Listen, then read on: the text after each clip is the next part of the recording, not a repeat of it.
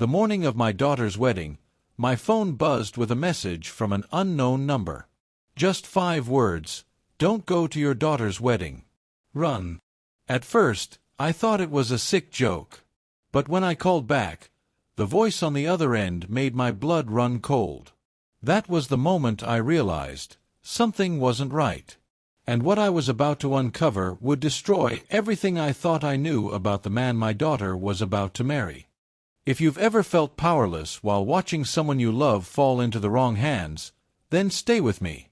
Because this isn't just a story about betrayal, it's about how truth can still win when everything seems lost. So before we dive in, hit that like button, subscribe if you believe justice always finds a way, and get ready for one of the most emotionally powerful stories you'll hear today. I was standing in my kitchen that morning, sunlight slipping through the curtains, the faint smell of lavender polish clinging to the air. The iron hissed against the gray suit I'd chosen for my daughter's wedding, and for the first time in years, I felt something close to peace. Helen would have loved today, I thought. She used to say Emily would make a beautiful bride, all light and laughter. I caught myself humming the old tune she loved, the one we danced to at our wedding reception in 1988. Then my phone buzzed.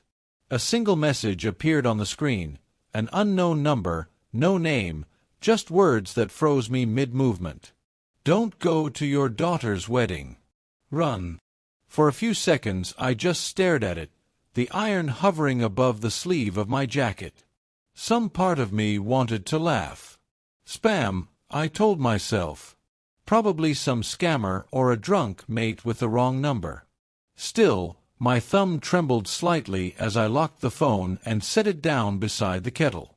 I tried to ignore the heaviness that settled in my stomach. Helen always said I had an overactive imagination. I turned back to my suit, but the hum in my chest wouldn't quiet. The phone buzzed again, this time a call. Same number. I hesitated, then pressed accept. "Hello." For a moment, silence. Then a woman's voice, shaking, rushed through the line. "Mr. Turner, please, listen to me. Don't go to that wedding. You don't know who you're dealing with." Her breath sounded ragged, terrified. "Who is this?" I asked. "What are you talking about?" She whispered, almost crying, "He's not who you think he is. Please, for your daughter's sake, don't let her marry him." "Who?" I shouted, but she'd already hung up. The line went dead. I stood there, staring at the quiet kitchen, the tick of the wall clock suddenly thunderous. I tried to laugh it off. It had to be a mistake.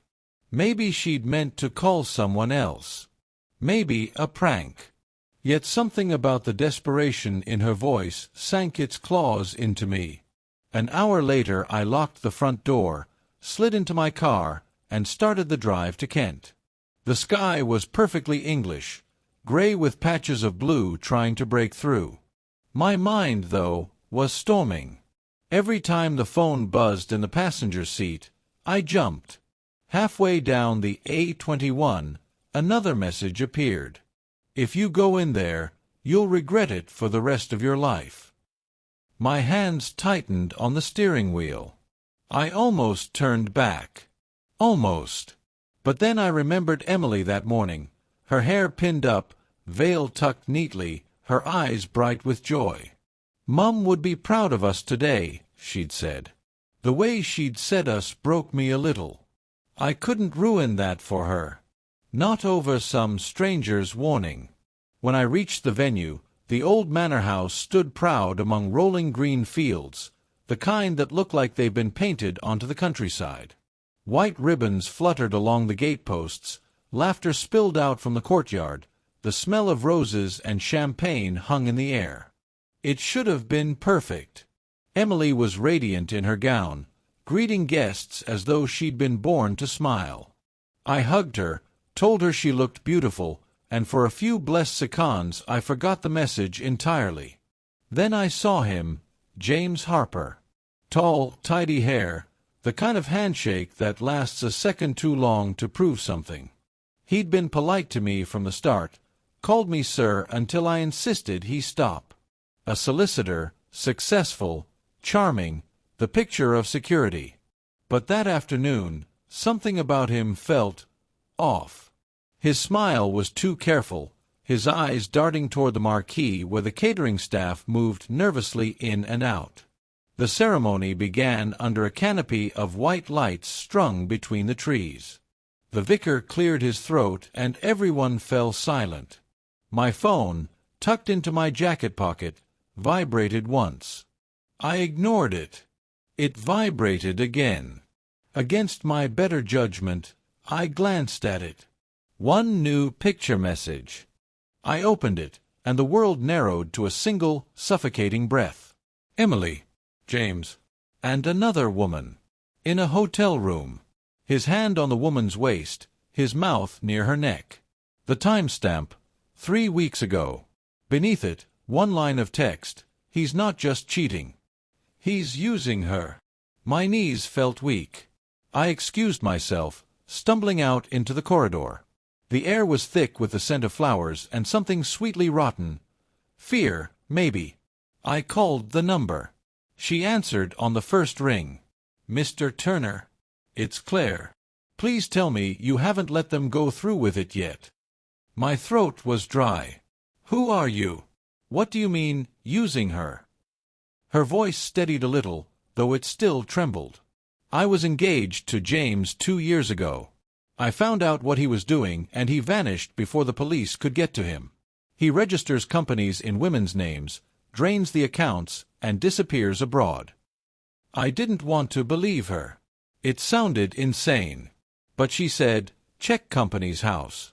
Look up Turner and Harper Estates Limited. My fingers shook as I typed it into the website. The search results popped up instantly. Turner and Harper Estates Ltd., registered 8 weeks ago. Director, Emily Turner. Shareholder, James Harper. My vision blurred. The floor seemed to sway beneath me. Claire whispered, He's done this before, Mr. Turner. Leeds, Manchester, Bristol. He'll disappear the day after the honeymoon, and your daughter will be left with the debt. Before I could speak, the call dropped. I was left staring at my reflection in the dark phone screen, an old man in a rented suit, hands trembling. I found Emily in the dressing room, adjusting her veil. Sweetheart, I said softly, I need you to look at something. She turned, smiling, then saw my face. Dad. What's wrong? I showed her the photo first. She gasped, then frowned. That's fake. It has to be. Please, just check this company. Before I could finish, James walked in. Everything all right? He asked smoothly. I could feel the heat rising in my chest. You tell me, James. What is Turner and Harper Estates? He blinked, too quickly. A little venture for our future. Investment properties. Perfectly legitimate. Emily looked between us, confused and frightened. Legitimate, I said. In her name? Without her knowing. Mr. Turner, he said, voice calm, pitying. I know losing Helen was hard. You've been under stress. Maybe this isn't the right day for misunderstandings. Emily flinched as if struck. Dad, please. Not today. You're scaring me. The words cut deeper than any knife. I wanted to shout, to tear the whole facade apart, but she was already crying. James took her hand and led her away, whispering something I couldn't hear. And just like that, I was the villain in my own daughter's story. Outside, rain began to fall. I stood beneath the manor's stone archway, the taste of iron in my mouth, watching fairy lights shimmer in puddles. My phone was still in my hand, the last message glowing on the screen. He's using her. For the first time since Helen died, I felt utterly powerless. But beneath the grief, something colder took root, a quiet, deliberate resolve. If what that woman said was true, then I was going to prove it. For Emily. Even if she never forgave me for it. That night I didn't sleep. The sound of rain against the window blurred into the slow ticking of the clock on my wall. I kept replaying the look on Emily's face, the disbelief, the pity. My own daughter thought I'd lost my mind. Maybe I had. But there was one thing I couldn't ignore. That company record was real. The next morning, I made myself a cup of tea, though I barely touched it. My laptop sat open on the kitchen table, glowing faintly in the early light. I began searching, every address, every name linked to James Harper. It didn't take long. There were half a dozen dissolved companies across the UK, all registered to women, all with Harper listed as a consultant. Each company had vanished after money transfers ranging from £50,000 to £100,000. Every single woman's name was different. But one, buried in the list, made my chest tighten. Claire Mitchell, the woman who'd called me. She wasn't lying. The police records online were sparse, but enough to draw a line between the dots. Fraud allegations, no charges filed, suspect disappeared abroad. By the time the sun came up, I knew two things for certain. First, James Harper wasn't who he claimed to be. And second, I couldn't simply call the police again. He'd find a way to twist the story, to make Emily hate me more than she already did. So I did what any desperate father would do. I decided to catch him myself.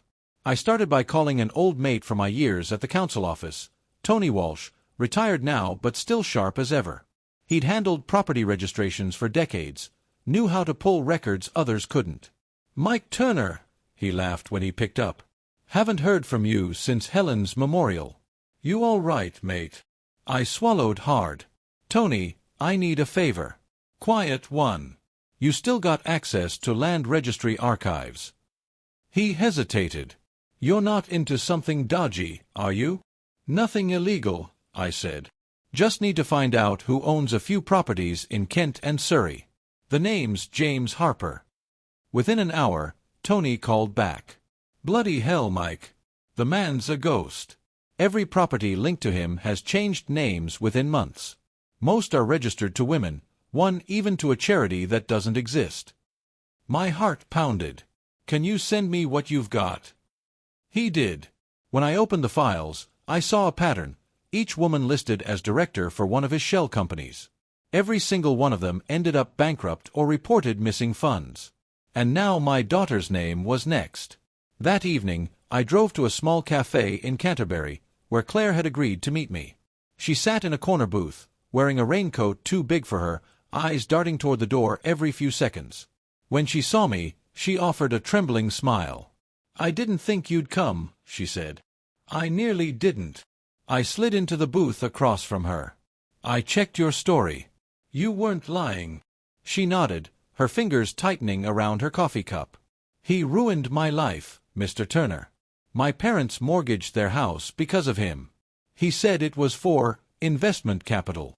2 weeks later he vanished, and so did the money. What do you want from me?" "Nothing," she whispered. "I just don't want him to do it again." She pulled a small USB stick from her bag and slid it across the table. Everything I could gather before he disappeared. Emails, bank records, photos. It's not enough for the police, but it's proof he's a con. I took it, staring at the tiny piece of plastic that might save my daughter's future. "Why me?" I asked quietly. She smiled sadly. "Because you're the only one left who can stop him." That night, back home, I plugged the USB into my laptop. My screen filled with folder after folder, screenshots of emails, scanned contracts, even WhatsApp messages. There it was again, the same pattern. He charmed, he convinced, he registered a company, and then he emptied the accounts. But one file caught my eye, a letter addressed to Mr. James Harper from a solicitor firm in London. It was about a pending investigation into financial misrepresentation. Dated just 2 months ago. If I could connect those letters to the companies, I might finally have enough to expose him publicly, not through the police, but through the law itself. So I made an appointment with a solicitor named Amelia Grant, a friend of Helen's back in the day.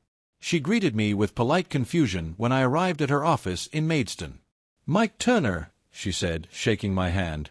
"It's been a while. What brings you here?" I told her everything. From the message to the photos, to Claire's story, to the USB. When I finished, She leaned back in her chair, hands steepled beneath her chin. "Mr. Turner," she said gently, "everything you've described points to a clear case of fraud and coercive control. But you'll need to prove intent. If your daughter's name is already on those company documents, we can file a claim to freeze the accounts before he moves the money."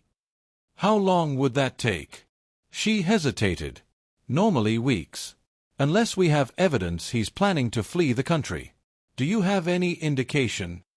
I remembered the honeymoon tickets James had mentioned offhand, somewhere quiet in Italy. He'd even bragged that the villa was prepaid. I nodded.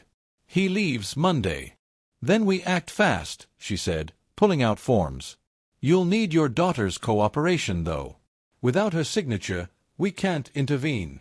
And that's when it hit me. Emily still thought I was the mad one. I drove home in silence, headlights carving tunnels through the rain. Every part of me wanted to storm into her flat and shout the truth until she saw it. But shouting hadn't worked before. I needed her to see it herself. So, I waited. The next day was Sunday. The newlyweds were hosting a small brunch at the Harper family's countryside home. I hadn't been invited. But I went anyway. Their place was immaculate. Cream walls, manicured garden, a shiny silver BMW parked on the gravel drive. Through the window I could see them laughing, the perfect couple. My daughter's happiness, a lie built on someone else's ruin. I rang the bell. James opened the door, his smile freezing for just a second. "Mr. Turner. Didn't expect you. Just wanted a quick word with my daughter," I said. He stepped aside reluctantly, letting me in. Emily looked surprised, clutching a cup of coffee. "Dad, what are you doing here?" "I won't stay long," I said. "Just humor me for 5 minutes." James folded his arms. "If this is another accusation—" "It isn't," I cut him off. I placed the USB on the table. "This is proof. From your last fiancé." Emily frowned. "What is this?" "Files. Emails. Company records. Everything you need to know about the man you married." James laughed softly, the sound sharp and calculated. "Honestly, this is getting sad, Mr. Turner." But Emily hesitated. Her fingers brushed the USB. "I'll look at it," she said quietly. "Darling," he began, but she raised a hand. "No, James. If there's nothing to hide, then what's the harm?" The tension hung thick in the air. "I'll go," I said finally. "I just needed you to have it." I turned and walked out into the drizzle, my heart hammering. I didn't know if she'd believe me, but the seed was planted. That night, just after midnight, my phone rang. It was Emily. Her voice was shaking. "Dad." I opened it. The silence between us said everything. "You were right," she whispered. "He's not who he said he was." Her words cracked, and I could hear her crying softly. "What do I do?" My throat tightened. "You pack your things, love. You come home."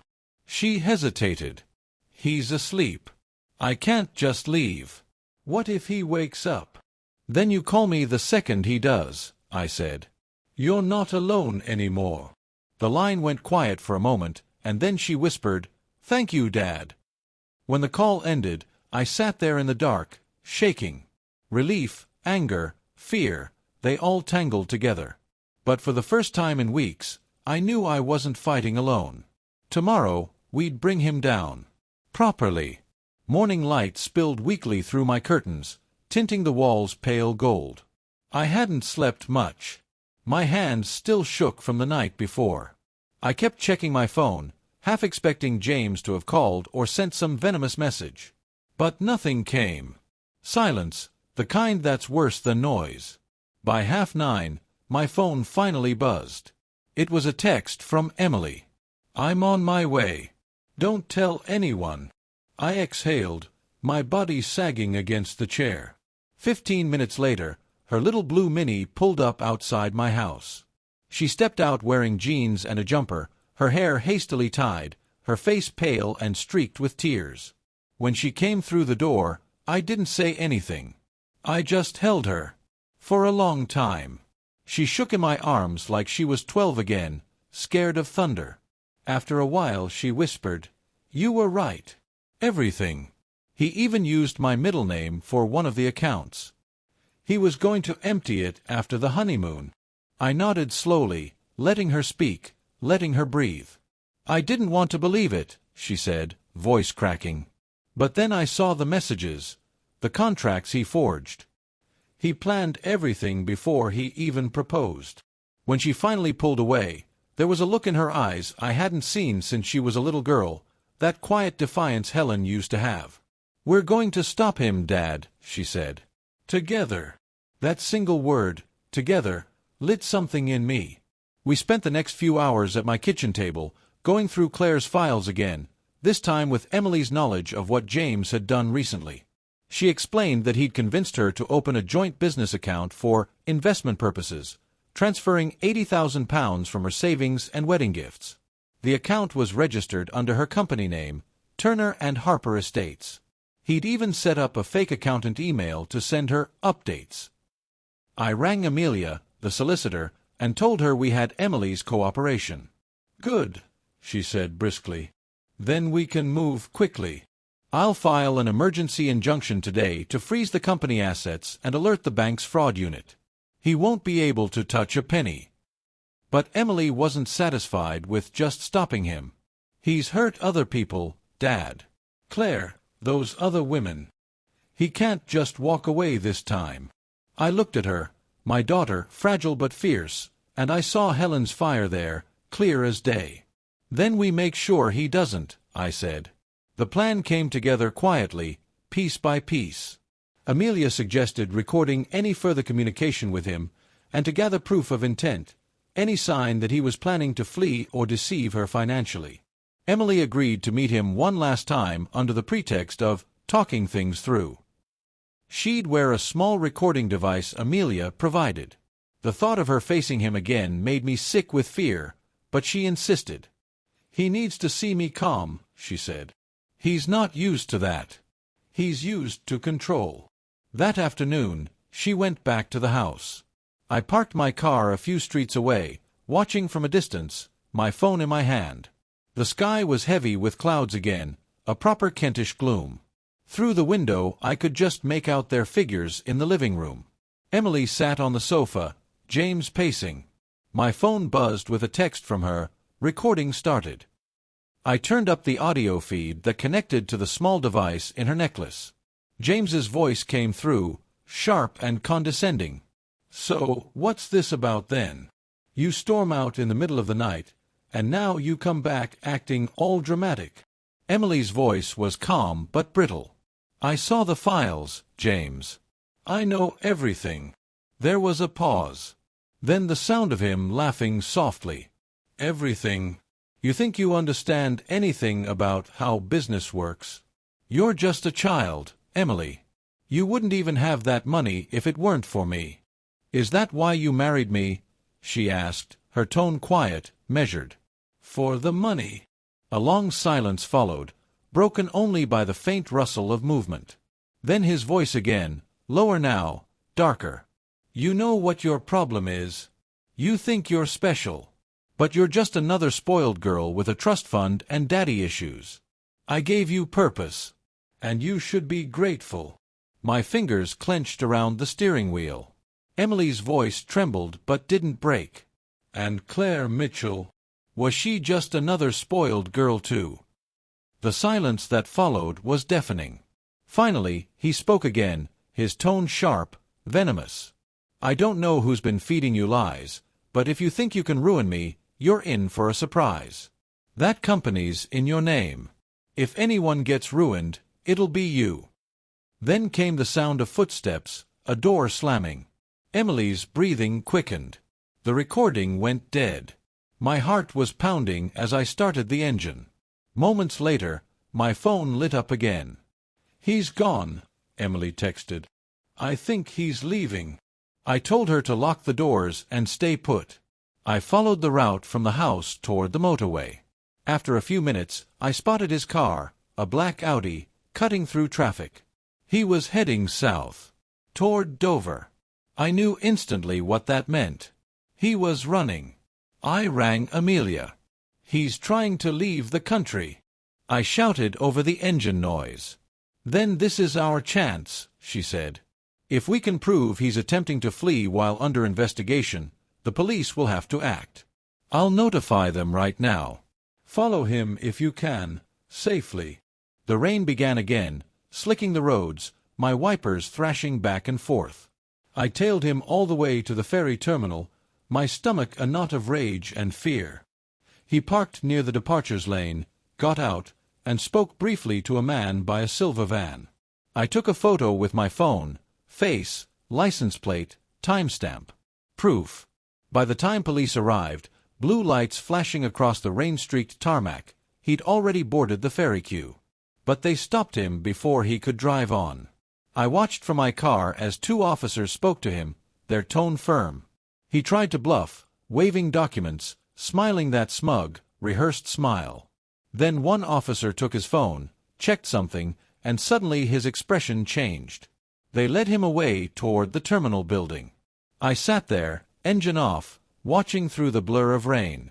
I didn't feel triumphant. Not yet. Just hollow. Emily called minutes later. They got him. I nodded, though she couldn't see it. Yeah, love. They've got him. Her breath shook on the line. I can't believe it's over. It's not over yet, I said quietly. But it will be. That night, back at home, we sat together in the living room. She leaned her head on my shoulder, and for the first time in months, there was peace between us. The next few weeks passed in a blur of statements, solicitor meetings, and endless forms. Amelia handled most of it, coordinating with the fraud unit and the Crown Prosecution Service. The evidence, the recording, Claire's files, the company data, was more than enough. When the case finally went to court, James's mask cracked. His lawyers tried to argue that Emily had been an equal participant, that she'd signed everything willingly. But the recordings, the documents, and Claire's testimony destroyed his defense. He was sentenced to 5 years in prison for fraud, forgery, and coercive control. The papers called it the groomed heiress case. I watched from the back of the courtroom as the verdict was read. James stood there, pale and silent, eyes darting toward Emily. For the first time, I saw fear in them. Not arrogance. Not charm. Just fear. Afterwards, as we stepped outside into the cold London air, Emily turned to me. You know, she said softly, when I first got that message, I thought it was a prank. So did I said. She smiled faintly, tears glimmering in her eyes. I don't know how to thank you. You don't need to, I said. Just promise me one thing, that you'll forgive yourself. He didn't break you, Em. He never will. She nodded, her hand slipping into mine. And for a moment, standing on that gray courthouse step, I could almost feel Helen beside us, proud, calm, whole. 6 months had passed since the trial. Winter had swept through Kent, turning the garden to frost and the mornings to fog. The quiet had returned, but it was a different kind of quiet now. Not emptiness, not grief, but peace. A fragile kind of peace that comes after the storm. Emily was back to working as a graphic designer, renting a small flat in Canterbury. She visited often, always bringing groceries I didn't need and stories I loved hearing.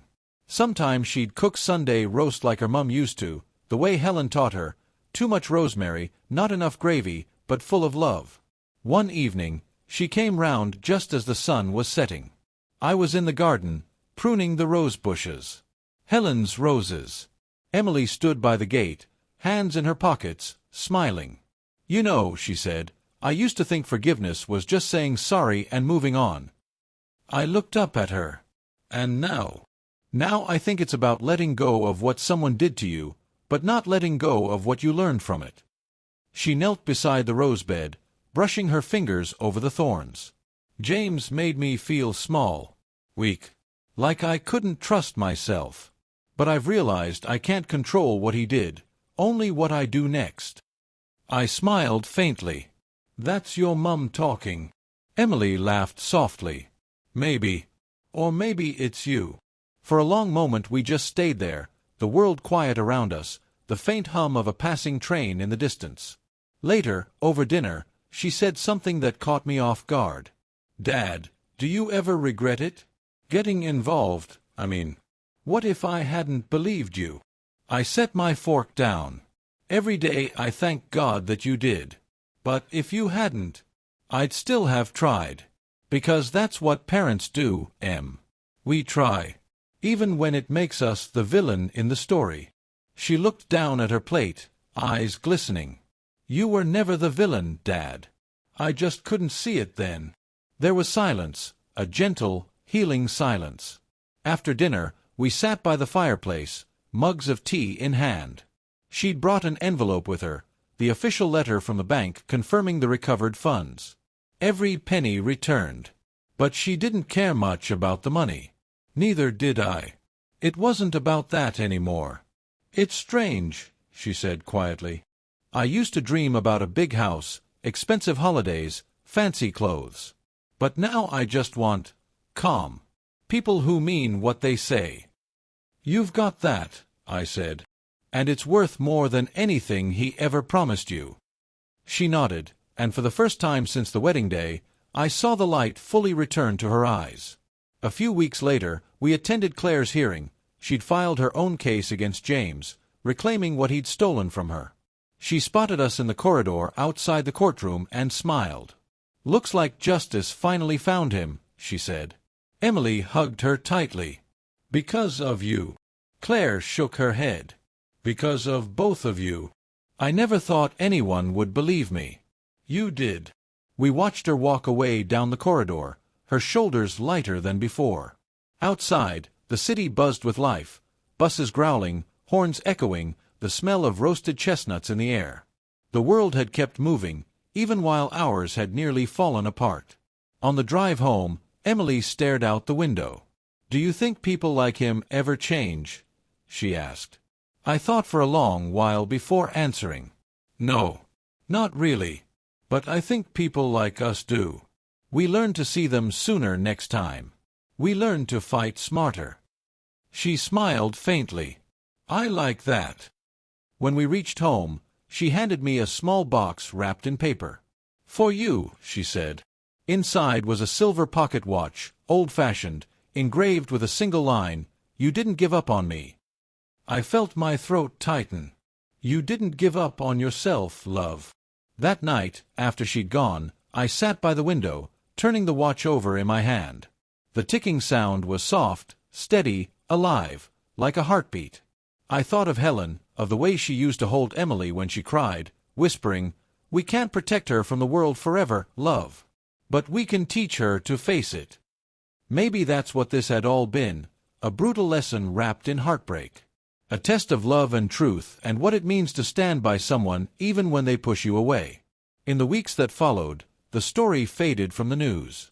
James Harper's name became another headline lost among scandals and scandals. But for us, life went on, quieter, slower, better. Sometimes, when Emily visits, she still asks about the text that started it all. "Do you ever wonder," she said once, "how that message even got to you? How Claire found your number?" I chuckled. "Does it matter?" She smiled. "Maybe not. But it feels like someone up there made sure it did." And I like to think she's right. A year later, on what would have been Helen's birthday, Emily and I visited her grave. The sun was out, birds cutting through a bright blue sky. Emily placed a single red rose, Helen's favorite, on the headstone. "She'd be proud of you," I said quietly. Emily looked at me, eyes warm. "She'd be proud of us." As we stood there, a soft breeze passed through the churchyard, stirring the leaves. It felt like Helen herself was there, whispering that everything was going to be all right. And for the first time in a very long while, I believed it. Life doesn't give you justice easily. Sometimes you have to fight for it, bleed for it. But when it comes, when truth finally shines through the cracks, it feels like light after years of darkness. That's what this story became, in the end. Not revenge. Not even triumph. But truth. And truth, I've learned, is the sweetest form of peace. As the credits of life roll on, that's all that really remains. Love that endures. truth that survives. And the quiet relief of knowing that, in the end, you did the right thing, even when it hurt. Because doing the right thing isn't about being fearless. It's about being afraid, and doing it anyway.